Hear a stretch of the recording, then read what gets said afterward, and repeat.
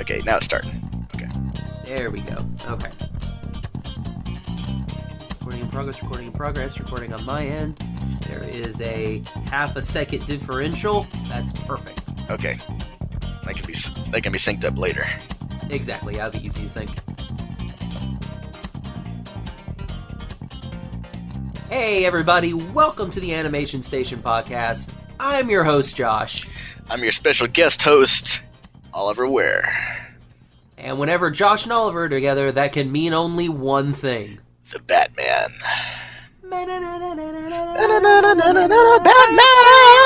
Batman. Oh, we should do the 66. We should do the 66 Batman. We should. There's a couple of animated films that are the 66 Batmans that actually find their way into our wheelhouse anyway. You know. Oh, that's perfect. Yeah, we should definitely do that. So this week on the episode, this episode is episode 81. Forgot to say that. But here's the thing. So I found something out, Oliver. When I was looking through all of our episodes. Yeah. This is technically 81 of the Animation Station podcast. Yeah. However, it's actually episode 106 of the Animation Station podcast.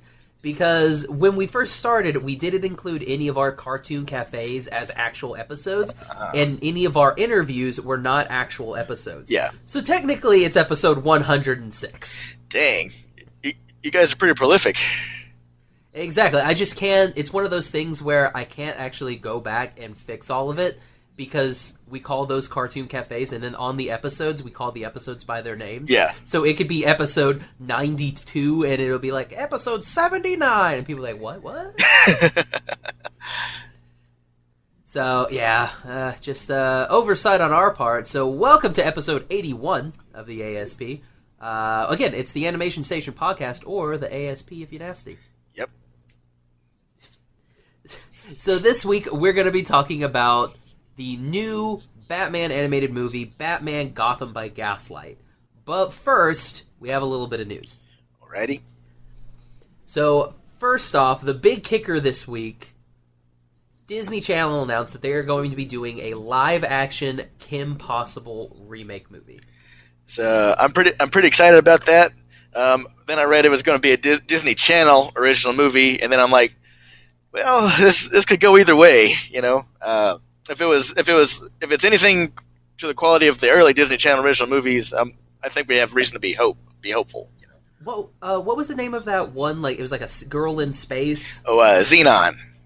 Zenon. Oh man, whatever happened to Zenon? She's in. I believe she's in one of the soap operas that is on like CBS or something. I think. Oh really? Yeah. You know what?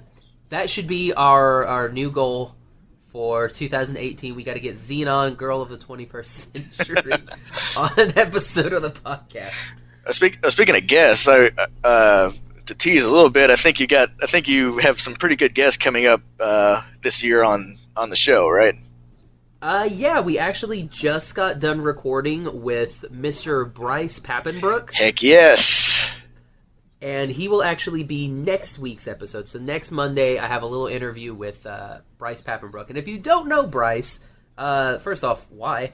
Second off, like if you want to catch some of his roles before next week's episode, you can catch him on Oliver. Sword Art Online. That's something I think you showed me to get me into, really kind of get me into anime and stuff. Get you into anime, yeah. It's like, what was the first one? Was it Angel Beats or Baka? It would have been Baka. It would have been Baka and Test. Oh, such a good show. Everybody watch Baka and Test. But yeah, he plays the main character Kirito in Sword Art Online. Sword Art. He plays Eren Yeager in Attack on Titan. He's in Blue Exorcist. If you care about this show, he's also Cat Noir in Miraculous Tales of Ladybug and Cat Noir. Or Miraculous Ladybug, however you want to say it.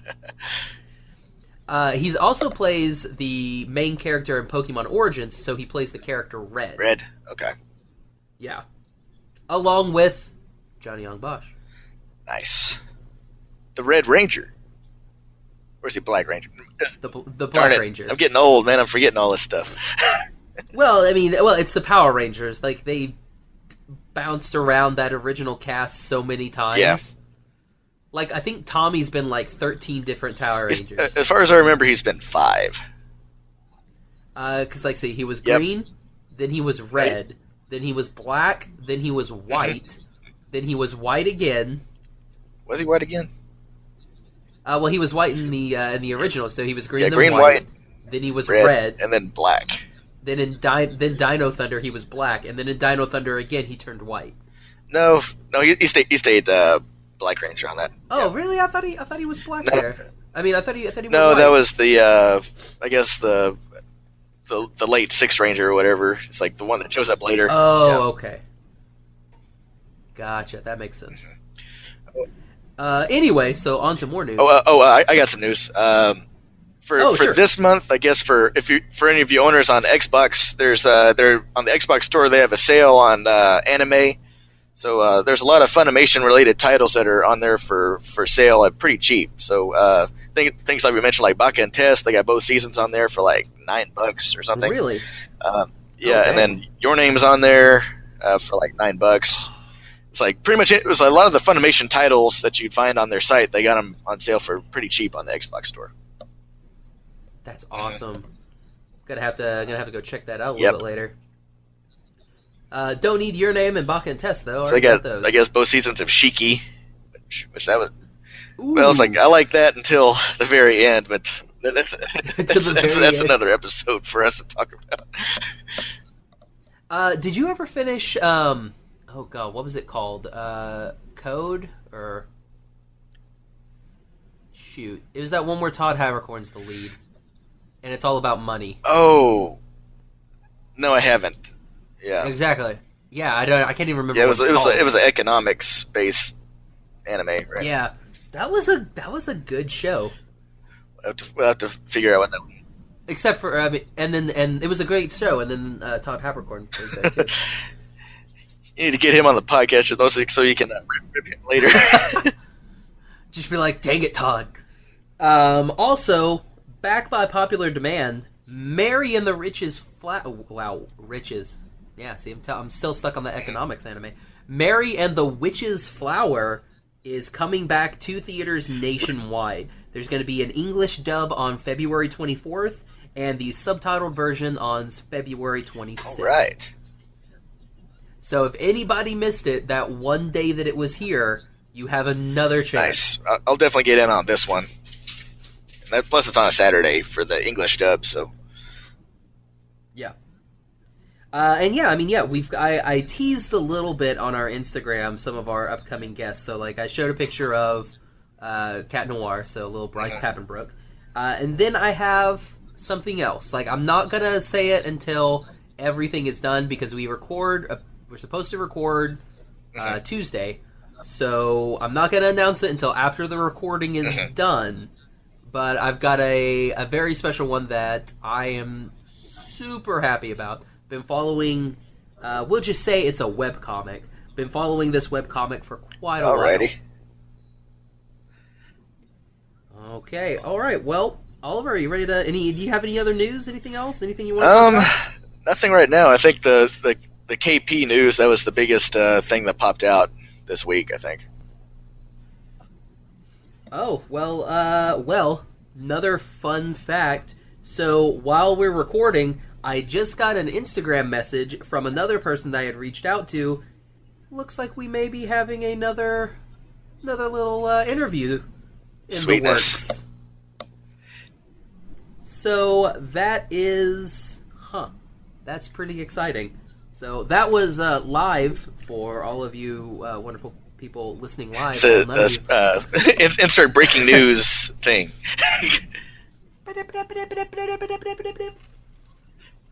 All right, so Oliver, what are We're we watching Gotham by Gaslight, and for any of y'all that listen to things with that want to avoid spoilers or whatever, avoid this podcast right now. But I think we can go ahead and just briefly just kind of say I like the movie by itself. I mean, it's ahead of time. Go see this movie. It's really awesome. And there's just going to be like 40 minutes or so of us like gushing about it, I think. Exactly, yeah. So this is the non-spoiler section right now. So for me, I love this movie. This may be, like I said, I was telling Hmm. you earlier, Oliver, I really love Yeah. Batman Under the Red Hood. This may be my favorite Batman Yes. film. It's definitely it's definitely in my new top three, and then it is in terms of favorite Disney, not Disney, WB animated stuff. I think these along this movie along with Phantasm and Red Hood, we're all kind of like one ABC. I think. Yeah, and I mean, the WB animation is freaking killing it. Like, did you see No, Justice I League didn't. Dark? Oh, dude, Justice League Dark, so good. You watched the Judas No, Contract with us, that was right? just you and Gavin, I believe. Yeah. Was just me and Gavin? Dang, Oliver, Well, watch more things. I only get a little bit of time with the whole PhD thing. I take it wherever I can get Ah, it. yeah. So Oliver, so again, last bit of the non-spoiler. Yes. Do you recommend If this was available to Fathom Events to see in the theater, I'd say go ahead and see it in the theater. Probably whenever we get into criticisms, there are certain things that we talk about the animation and stuff, little bits, but overall story, uh, character development, and overall look of the film, I do give high praise to. So this is definitely something I'd recommend to anybody that's a fan of animation. Same, yeah. I mean, I adore this movie, so it is definitely a watch for me.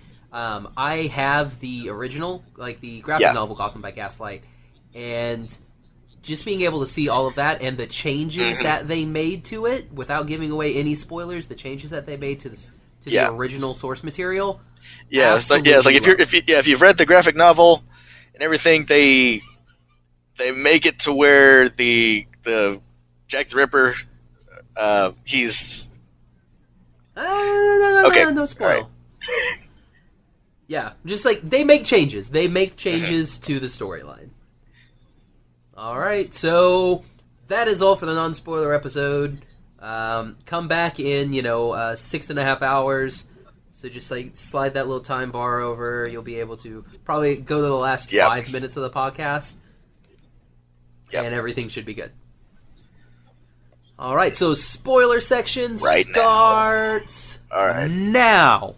All right, Oliver, go ahead and give I think you have a brief little synopsis All right. of Gotham by Gaslight. In a world where Batman lives in Victorian era, Jack the Ripper has made his way to Gotham to continue his work he began in London. Batman must find this man and bring him to justice while staying out of prison himself. Dun dun. I wanted you to say insert Law and Order. Insert Law and Order. Dun dun. Okay, so first off, I'm just going to give a little bit of a rundown on the cast here. So first off, voice cast wise, as Batman, we have Bruce Greenwood. We have Jennifer Carpenter as Selena Kyle. I was gonna say those are the two sorry. leads. I mean, if you look at the casting sheet after that, it's all just alphabetical order after that. Yeah. Then you have Anthony Head as Giles himself. Alfred. Chris Cox as Father Flanagan. John DiMaggio as Chief Bullock. Let me see here. You have Greg Griffin as Sister Leslie, along with Selena's singing voice and young Mr. Jason Todd. Nice. Yuri Lowenthal as Harvey Dent. Lincoln Melcher as little Dick Grayson. Yep, Dickie. I believe is his name. Then you have Scott Patterson as James Gordon. Oh my gosh. It's not Slayers, it's Sawyers as Hugo Strange. Bruce Timm as the Arkham Radio Man. So that's cool that they got Bruce Timm in there. And then Tara Strong as young Your boy. Timmy Drake. Like, the moment I saw, like, him, and I was like, I wonder... And then I heard Tara Strong's voice, and I'm like, perfect. That's perfect cast. Honestly, okay. That was probably my favorite part in this movie, were the three young orphans of Jason Todd, they were Grayson, pretty and Tim cool. Drake. You know. I thought that was a nice little touch story Yeah. wise. I was like, oh, One of that's the cute. additions from the graphic novel. Yeah. Okay, so now Oliver, since we're on the voice cast, what So, did you think of this everybody cast? brought it. So they list the two main leads as Bruce Greenwood, who you and I both love from Batman Under the Red Hood, and who again brings it here. I think he submitted himself as the go-to guy for Batman if Kevin Conroy isn't available. So I Well, it's also for me with Bruce Greenwood. Like I love Kevin Yeah. Conroy. I grew up with Kevin Conroy, but if you need to do a more mature Yeah. type Batman, I like Yeah. when they go to Bruce Greenwood. When the subject matter is going to be more Yeah. mature, I say go Greenwood. If it's going to be, your lighthearted-esque Batman, even though like the Batman animated series Yeah. isn't very lighthearted, but if you need a different sounding Batman, I say go Greenwood. And for these, like this one and Under the Red Hood, I don't think that Conroy could have done I it think that so. well. I think you're right on that. Let's see. One thing whenever you think of Greenwood, you think of maybe an older, slightly more grizzled Batman. Actually, with this one, it's almost like Yeah. in timeline wise, he's almost a year one Batman. He's kind of like a young man. Exactly, yeah, that's what I was... Well, because I mean, like, he just kind of started showing up on the scene. They talk about that, so Yeah. it's like, oh, So yeah. he's so it's just like kinda whenever here. you first see a young Bruce in there, it's like it kind of felt a little weird with him. With him being the young man voice, but by the time they get to whenever it's him, Selena and Harvey Dent hanging out together, I was able to go with it. But yeah, Yeah. it was a little. Yeah. At first, it was a little weird, but I got used to it, and he brought a lot to it. Yeah, I will say the one thing that I do have one detractor with the way Greenwood does his Batman. There's not that much of a difference between Bruce and Batman, yeah, Batman. he's Like with Conroy, he gives it a little bit of difference. Like you can tell when one's being Bruce and when one's being Batman. With Greenwood, it's a little bit where you're like, okay, yeah. I mean, if I closed my eyes, Yeah. I could see either one of them. But I mean, when you're doing Conroy, it's like if you close your eyes, you're like, that Yeah. one's Bruce, that one's Bruce, that one's Batman. So I just wish he would do a little bit.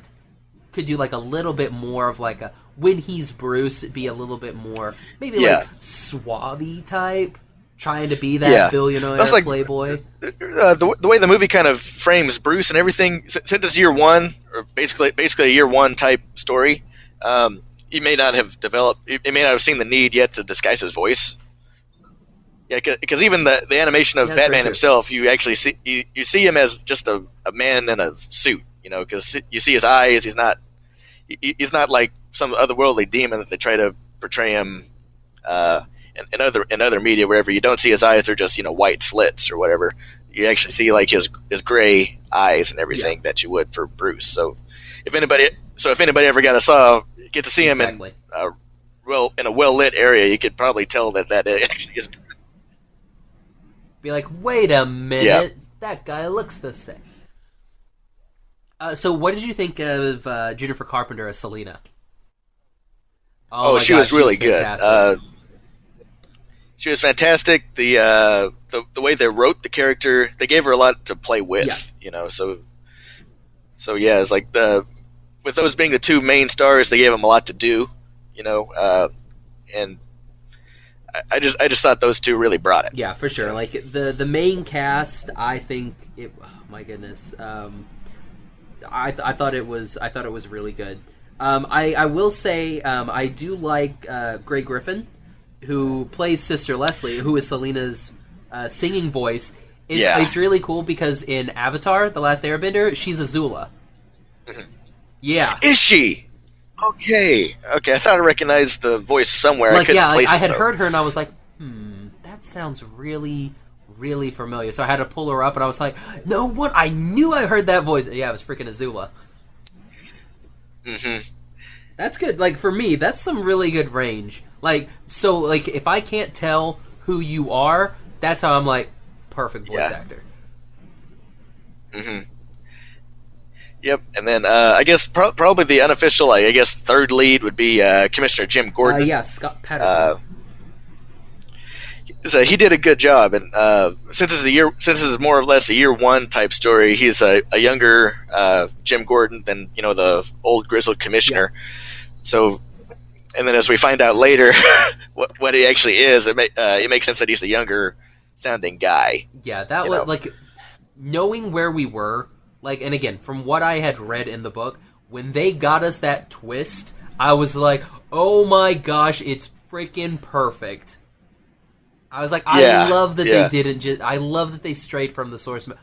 yeah, we're in the spoiler section. Jim Gordon's freaking Jack the Ripper. Yep. Which, perfect. I absolutely love that. It was so good. Mm-hmm. Yeah, since we're slowly moving into the plot end of things, I think what we can say about all three, our top three of the Batman movies, what separates them from all the other ones is that they're more of like a mystery type movie or whatever, and all three are effective in how they set up the mystery and how they resolve it all.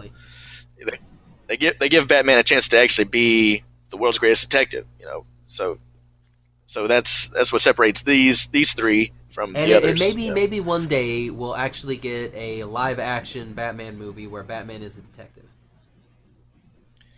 The Dark Knight tried a little bit. Yeah, not really. They were like, yeah, he knows detectiving. He watched, a couple cases of Cold Case Files. So yeah, so he knew to do ballistics on a bullet to get a fingerprint. It's like the Christian Bale Batman. He watched CSI, so he knows a little bit. Yep. Yeah. Okay, so I guess we can go ahead and go off into the story. So our first opening scene, we have Pamela Isley or Poison Ivy, basically. Yep. Or the Lady of in Plants. A burlesque show. Like she's like a stripper. Yeah. Exotic dancer. Yes, she's an exotic dancer, and we got to this scene, and I'm like, okay, odd, but I mean, I see what you're doing. Sure, this is going to be our first victim, and surprise, surprise, our first victim. Yep. And so even right here, this sets the tone of kind of what the rest of the movie is going to be, because this is DC Animated's second R-rated movie, and it's definitely for the implied gore and a lot of actual blood that kind of just trails out everywhere. She's brutally murdered, just like Jack the Ripper would have done in real life. So I mean, it's basically rated R for violence.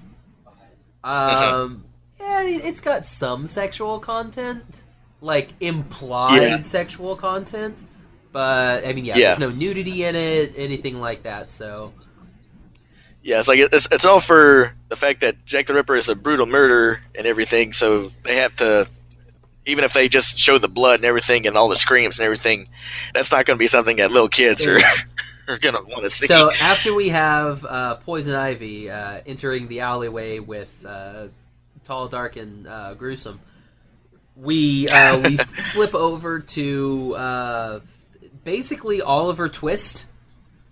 Like, that's what I was getting from it. I was like, so which one of you guys is... So which one's Dodger, which one's Oliver? Which one of you guys is Dodger over here? I was like, that's probably Dick. So we swap over there, and we see the young little orphan boys about to hold up this group, and then Batman comes over and beats up the bad guy, like their handler person. Yeah, they're Curtis Fagan or whatever. Fagan. And man, by the way, dude, I loved all of the references in this movie. They give you references for days, and I love it. Oh, and one reference that they didn't put in here that I'm actually happy about is any kind of Joker reference. Oh yes, that's perfect. It's like, because the Jack the Ripper, he's kind of like he's in his own way kind of a twisted Batman himself. Yep. You know, so that he's the perfect analog for the Joker in this type of story. Yeah, and I'm glad we didn't go through a bunch of different types of villains. Like we didn't see any like horrible monstrosity villains like we see in like Batman stuff. Like there was no Killer Croc. There was Solomon Grundy, which I thought was great. I was like, nice. That's beautiful. This is the pre-Grundy. Exactly. I'd like they had a Harvey Dent mention where she was like, you can be kind of like, I think she calls him like you have a Jekyll and Hyde personality, and I was like, beautiful, without calling him Two-Face. Very good. I thought that was good. You get him a couple drinks, he becomes a whole other person. He's got a real Jekyll and Hyde, I think is the line. It's good stuff. We have Alfred being Alfred again, which is nice. Played very well by Anthony Stewart Head, Giles. Good old Giles. I really he's a more or less a cameo, but he's given a decent amount to do with his voice. He's able to be caring for Bruce and also for the orphan boys who become, I guess, a triumvirate of Robins. Exactly. I guess later in the continuity. And we'll get to the very end here in a minute. But I liked what they did with Leslie. I was like, I like that, because not really a psychiatrist right now. I like that she's a nun, still caring for people. I thought that was a nice little twist with that. Yeah, well, it's like her being in there and then being somebody that is basically a champion for orphans and for just like folks that are on the down and out. She's actually a really good emotional through line both for Bruce and then for Selina too. Yeah, So I thought that was nice, putting the two of them together like that. Like be like, this is your commonality was Sister Leslie. Yeah. And then whenever she meets her end and everything, it's quite a bit of a gut punch. It's like, even though this is like a like 120-minute movie or not 120 minute, but an hour and 20-minute movie. It's like you go through a decent amount of like actual like emotions and stuff through there. So that's also why I like this movie a lot. Same. Makes you feel. And I love that it's not like an hour. Like if it would have been an hour, it would have been rushed. To me, this was a really good length. I wish it would have gone on a little bit more. It definitely could have. Yeah, like because like at the end, there's really not any resolution. I mean, we have what happens at the end because we'll go ahead and skip to the end because why not? So Selina gets captured by Commissioner Gordon. Yep. James, we'll call him James. Jim. Then Batman goes to Jim's house, finds his secret murder closet. Yeah, the secret murder closet, dissection closet. Photos of him being a badass in the war, and then being a badass fighter, and then showing his wife with her burns. I was like, "Ooh, dang! This is the dark part. This is where we get the darkness." Yep. Yeah, it's like I managed to rewatch the movie a second time last night, and then I noticed that anytime you show Barbara the wife, not Barbara, Barbara Gordon the kid or bad girl, but his wife, you never see her left side until that moment. It's either in shadow a little bit or it's a quick turnaround to her being on the right side. Mm-hmm. And then so Batman runs to the Gotham World's Fair. Runs out there. They have their awesome, cool fight. Which, there's one part. I guess we'll talk about animation here in a minute. But so story-wise, they fight. Here's where James kind of backs up into the fire and catches himself on fire and dies. Yeah. So Batman, exhausted, is rescued by Selina, and then they in turn are rescued by Alfred and the Lost Boys. And they go off into the night. So here's my problem. Right? Yep. Nobody knows that Commissioner Gordon was Jack the Ripper. There's no proof there.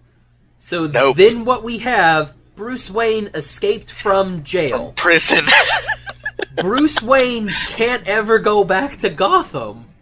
Pretty much, yeah. So are he and Selina and Alfred and the kids, are they just gonna, like, go somewhere else? Well, it's like, I guess you can, the only testimony that could possibly get Bruce out of there is Selina, because But they know that Selina and Bruce are involved. Yes. They were seen disrobed and making out in a carriage, which, nice little sidetrack there. I thought that was a good way of, when the cops come to, it's like, quick, take off all of your clothes, and I'm going to lay on top of you. Yeah. Be like, nice. Then that turned into actual sexy time later. It did turn into actual sexy time. Little bow, chicka, wow, wow. Anyway, so yeah, I mean, that's my problem with it. I wish there would have been another 5 minutes to figure out what happened. Like, did Bruce ever get vindicated? Because in the comic, Gordon is the one that, like, the Jack the Ripper confesses, and Gordon's the one that kills Jack the Ripper.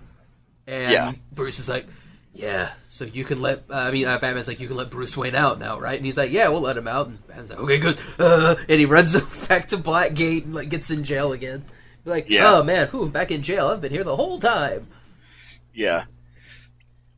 I don't know. So I get at some point, I guess, the original conceit of Selina even going to the World's Fair and everything was to tell Gordon the secret of Bruce, you know. So she's pretty much she's still gonna have to do that to vindicate Bruce and the Ripper. She'd have to tell that to, I guess, Bullock.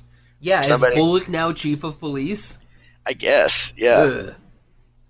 And well, we know that he loves Bruce Wayne. Yep. He was already pretty much ready to lynch mob him, pretty much, like, right off the bat, you know. Oh man, and all those cops in Gotham, like, you'll have fun in here. We can't wait to see how long you last. And it was like, oh my gosh. Hey, yeah. But dude, Harvey, man, what the heck? They were friends, and then he pulled, like, because he doesn't get Selina. So to heck with you, you know. Exactly. It's like, I recommend he doesn't go out on bail, and does that little cheeky smile thing. Yeah. So at first I thought, oh snap, he's the Ripper. It's got to be him. But then I remembered, I was like, oh no, wait, he was, like, passed out when Sister Leslie got killed, so he's kind of off the hook. Yeah, but they do a good job of setting him up as a good red herring, you know. Yeah, because unless during the motion of the movie, unless you remember that he was passed out, you would have thought him as the main suspect. Exactly. Yeah, like I thought, like, because I mean, like, perfect profile. Because I mean, literally the first time that we see him, like after the Ripper kills Ivy, and then they go to, like, the opening of the, I guess, like, the mayor's, like, showing the rich people around the World's Fair. The World's Fair. And then he's there, and I was like, oh, snap. That's him. That's him right there. And then and then, like you said, they freaking red herring me, and I'm like, oh, okay, I guess it's not him. Yep. He was the main red herring, and then, it's like the way the gut punch of having Jim Gordon be the Jack the Ripper, that hit me pretty hard. I'm like, what? You know? And man, his reasons, good lord, I was like, oh man, they're popping this religion pill on us real hard. Yeah. Oh man. Oh jeez. Yeah, I was like, dang. Yeah, and then especially on in this climate. Yeah, it was like especially on rewatch. You know, the you see not only, like, the MO of, like, the standard Jack the Ripper, but then you see that he, like, targets specific victims or whatever that speak to Bruce that know that Jim Gordon had seen him interacting with, you know. So then, so whenever you first watch it, you see Jim Gordon show up late to, I guess, one of the aftermath of the fights between Batman and Jack the Ripper, and then he's like, I don't want any lynch mobs here. He's done good by us. We need to prove that he's guilty of all this stuff. So don't kill him yet. basically that was just to make sure that he can put him in jail and Exactly. have an alibi for him being Jack the Ripper or whatever. So I'm like, that actually worked really well on rewatch. You know. Yeah, I need to watch it again. I gave it over to Corey because he was supposed to come over and record with us, but he had some schedule problems, so I only got to watch it the one time, which kind of sucks because I want to watch it again. Yeah. All right, so I guess we can go ahead and move on from story. What did you think about the animation? The animation, for the most part, I liked it. It looked really well. Yeah. I guess one criticism that you could have of the overall animation is that anytime there's like a vehicle in motion or whatever, you can tell it's like a CG type thing. Like that was the thing with the horses. Yeah. Like whenever they showed any of the horses, I was like, oh, these horses look bad. Yeah, the horses look bad, and then there's the fight between Jack the Ripper and Batman on the Zeppelin. You know, so it's like that part whenever they're actually fighting and them actually fighting, and whenever that's captured, that looks really good. You know, they put a lot of money into that. But whenever it's like the Zeppelin going through the town of Gotham, or whatever, and hitting all the buildings and everything, I was like, I was like, that's one of those things. That's a criticism that goes all the way back to, you know, Under the Red Hood, wherever the bat plane and everything look kind of, you know. Yeah.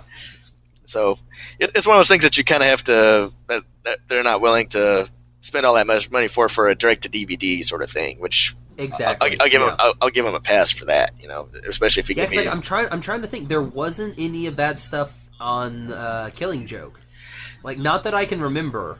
Maybe there may have been some cars. Yeah. But I mean, for the most part, they pretty much drew everything. Yeah. Well, it's like there weren't any like any real vehicles in Killing Joke. You know, it was like it really. Yeah, you're right. The only time there would have been, I guess, the opening part, which everybody hated. They had that car chase, like when she's in the Batgirl's on the motorcycle. Yeah. And she's going after what's his name. Yeah. But that was like the only time. Yeah. Was it Falcone? He wasn't a Falcone, was he? No, it was like Francesco or. Yeah, whatever. Something. Yeah. It was not a good movie. Yeah. Especially about a month. Oh, that opening part. Ugh. Yeah. Garbage. Anyway, back to this movie. Yeah. Back to this movie. Back to a better movie. I agree with that. There was one part that kept bugging me. Whenever Batman got hit in the nose, it was the same blood trail each and every time. Okay. Like, if you go back and watch, it's the exact same lines of blood each time. Yeah. Like, they only drew it once. And they were like, just use it again. It's okay. Yeah. Which I was like, come on, make it a little bit different. Yeah. Because he's got literally one going down one side and then one going down, like, right down the middle of his lips. Yeah. And I'm like, come on, guys. A little bit, change it a little bit, you know. Yeah, so have it go off the right side. It's just a mirror image, you know. Exactly. I mean, like, especially, like, because, like, he'll go down and then he'll, like, fall down. And then he'll come back up and they'll be perfectly in the middle. I'm like, make him off to the side or something. Have him, like, wipe his hand across or give me something here. Yeah. I wish we would have got more of a fight with Selina. Yeah. That was another one of my criticisms of the overall movie or whatever. Is like she's implied to be, you know, like a badass, kind of like Batman is or whatever, but you never actually see her get the upper hand on anybody. You know. Exactly. Yeah, like she gets choked out a lot. She pulls her whip a couple times. Yeah. Which is pretty cool. Yeah. But then after that, I mean, she basically becomes the damsel in distress. And for me, I'm like, give her something to do. Have her beat somebody up. Yeah. Well, I mean, it's like the fact that she's freaking Catwoman. I mean, the fact that she was like seriously like incapacitated during that entire like last like 10 minutes or so. The fact that she was able to keep herself alive. Very true. Yeah, it's like that's good enough reason, but to show that she actually is a badass. But I do think that she earned the right to be a badass, like in a beating somebody, you know. Yeah, I wish she would have at least done something. Like I wish she would have beat the crap out. Like if it would have been a cop or something, that would have been pretty cool. Yeah. Just or heck, Harvey when he's making weird advances. Yeah. That would have been cool too. But I mean. Yeah, she just kind of it's kind of there. Yeah. It's I wish she would have got a little bit more part. Yeah, that's wherever it was like we were talking about the length of the movie. I think they probably could have added another couple minutes with her being a physical badass and everything. Yeah, I wish. Yeah, like I said, I wish we would have gotten another 5 minutes because I would have loved to have seen the new Bat family of Batman, Catwoman, and then the young little Robbies. So, oh yeah. Speaking of which, at the end, whenever Alfred and the Robins show up, he's like, "So are these kids with you? No, they're yours." I'm like, they're yours. Darn it! It's like any other continuity, I get to raise these kids one at a time, not all three at once. Dang. And I love that they made Jason Todd a little shat again. I was like, that kid, when he was a Robin, he sucked so hard. He sucked so hard they had to kill him. That's how hard he sucked. Yep. And I love that they gave Tim like a little broom. Yeah. I was like, nice. He got a staff. It gets broken, but still he got a staff. Yep. But and talking good about the animation, I do like the fact that the color palette. It's like they made Gotham look like a grimy industrial city at night. So there's a lot of browns and ugly looking yellows and stuff like that. So that looked good. Whenever you actually see Batman and Jack the Ripper fight and everything, it's all of that looks good. So there's the one shot wherever they're on the blimp, and it's like just the silhouettes fighting against the moonlight. That looked really cool. And then the pretty much the dawn scenes, I guess, wherever after Bruce and Selina hook up, the outside stuff, everything's like purple and pink and things like that. I thought that all looked really cool and stuff. So. And I like the mixture that they did of Gotham City with Victorian London. Like there were a lot of curvy alleys that I thought was nice. I was like, that's good. That's really, really good. I thought they blended everything very, very well. They did. Yeah, they did. And I love that they made Bullock freaking Irish. Yeah. Just like the 66, I was like, that's great. Nice touch, guys. Nice touch. Yeah. Oh, man. Okay, you got anything else you want to talk about? No, I think we more or less covered much of the goodness and any room for criticism and everything. I think we just about covered everything. Okay, well, I can't think of anything else to talk about, so I guess you want to go ahead and rank it? As given out in our pre-spoiler discussion, I give this a 5 batarangs out of 5 possible batarangs. There's a small criticisms that we mentioned here, but overall, it was an engrossing story. I like the voice cast, and because it's a direct DVD movie, it's like any of the things to kind of save costs and everything that you notice. It's all perfectly fine for me, So 5 out of 5. Nice, yeah, and I'm gonna give it 5 Dipper Pines as well. Like to me, like I said, it may possibly. I'll have to watch it a couple more times because I don't know how many times I've seen Under the Red Hood. A lot. So if I need to watch it a few more times to see if it actually passes Under the Red Hood for me. Yeah, I don't know if it quite passes that, but I had a chance to watch it a second time, and I had just as much fun because you get to see the mystery is over then, but then you see how everything's plotted out and everything, and it holds up really well, Nice. Except for the end, wherever Bruce Wayne is still technically in jail. Yeah, I was actually like, what do you do with Bruce? What happened here? Yeah, that like I said, my only criticism. Now, real quick. Did you get it on digital or did you get the? I got it on digital. I didn't have a chance to run by Best Buy and get it. So. Oh, gotcha. I will say, if you were to get it on get the physical copy, it does come with 2 episodes of it comes with an episode of Batman Brave and the Bold, which I didn't watch because I don't like the art style. But it also came with an episode from Batman the Animated Series. The episode with Jonah Hex. Jonah Hex was on animated series?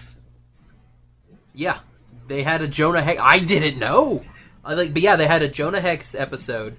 It would have been probably season 1 or 2 because it's got the Dick Grayson Robin. So we have that, and it's Ra's al Ghul is actually going to go get his friend, like his. Basically, Ra's al Ghul is getting his son, who fought Jonah Hex, who went went to jail for they gave him a 55-year sentence, thinking that would be life, but he lived on to be 120 something years old, and at the very end, Batman comes up to him, he's like, "Why do you want him?" And he's like. He was that's when Ra's al Ghul was like, yeah, they gave him a 55-year sentence. He lived this whole entire time. And they were like, Lazarus Pit. He's like, yeah, I couldn't leave one of my... He's like, you don't think I wouldn't have sired any children. And you're like, oh, snap, it's Ra's al Ghul's kid. And he's like, yeah. And he's like, Batman, we can fight some other time. I just want to take my kid home. Because, his kid's about, he's, not doing good. He's going to die. He's like, I just want to take my son home. I think he calls him his boy. And I'm like, oh! And then Batman's like, okay. And they leave, and then, Ra's al Ghul leaves with his son, and that's the way the episode ends. And I was like, wow, that freaking Bruce Timm killing it again. It's you see why the animated series gets all the accolades it does, because of, things like that. It's even though sometimes villains are obviously villains or whatever, they're, especially an episode like that, they're more than just 1D, they have more layers to them, Exactly. Yeah, I thought it was, I was very, very happy with it. Nice. Okay, so Oliver, that was a fun episode. We need to get you on again. When's the next Batman coming out? I don't even know, because in the next thing in the DC animated universe, and that's supposed to be the two-parter Return of Superman. Suicide Squad. Okay. Yeah, it's got a Suicide Squad coming out, Suicide Squad Vengeance or Vendetta. It's World's Finest. Something. Yeah, World's Finest Suicide Squad. That's that would be a fantastic booster goal. I was like, if it's anything like the last Suicide Squad animated movie, it'll be pretty good. That one, it's titled Batman Assault on Arkham, but it's really a Suicide Squad movie. That one's pretty good. Yeah, nice. So if it's anything like that, I'll enjoy that. Sweet. All right, so Oliver, you can find me on Twitter at Oh Where Are You, and on Instagram at Oh Where Are You 1. That's pretty much it. And you can find me on Twitter and Instagram at Josh L. Kane. You can find the podcast on Instagram at Animation Station Podcast, on Twitter at Animate Podcast, and on Facebook and Tumblr at Animation Station Podcast. You can also find all of our episodes on iTunes, Stitcher, and our website, animationstationpodcast.com. We don't have the .net. That actually takes you to a weird place. You don't want to go to animationstationpodcast.net. It's a dang, place. It's on the dark web, huh? It's on the dark web, yeah. All right, Oliver. Yeah, we need to do another one soon. Since you got Bryce Papenbrook coming up, we can always do the new Sword Art Online movie. Oh yeah, we need to do ordinal scale. Yeah, we'll put ordinal scale on the list. We'll get that in. All right. So for the animation state, well, actually, first off, if you would be so kind, our wonderful listeners, to give us a like and review on iTunes. That would be fantastic. That's the way that we make it to the top of the charts, and other people can listen to our Other people can listen to our wonderful and then reviews. that allows Josh and everybody else who are the main players in this show to get interviews with bigger and bigger voice guests.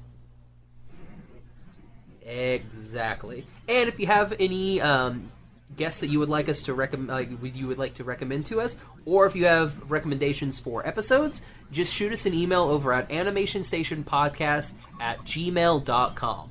Again, that's animationstationpodcast@gmail.com. Dun dun. I should just pop the Law and Order music. All